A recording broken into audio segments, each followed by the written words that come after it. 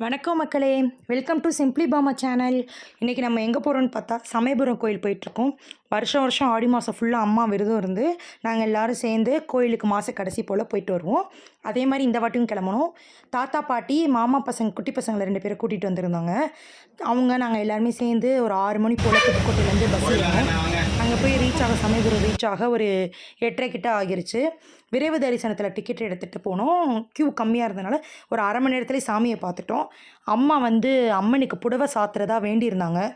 சரி, அதையும் அப்படியே முடிச்சுட்டு வந்தோம். கோயிலை விட்டு வெளியே வர ஒரு 9:30 கிட்ட ஆகிருச்சு. தாத்தா பாட்டி குட்டி பசங்கள்லாம் இருந்தாங்க. ரொம்ப நேரம் ஆகும் திருச்சி பஸ் ஸ்டாண்டு வந்து சாப்பிட்றதுக்கு.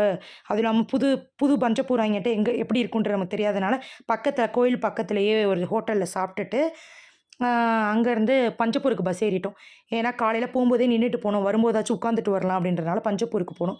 பஞ்சப்பூரில் போயிட்டு அங்கேருந்து புதுக்கோட்டை பஸ் ஏறி வீட்டுக்கு வர ஒரு 12:30 கிட்ட ஆயிடுச்சு. ஈவினிங் போல் கடை திறந்தோம். பாய் பாய் மக்களே.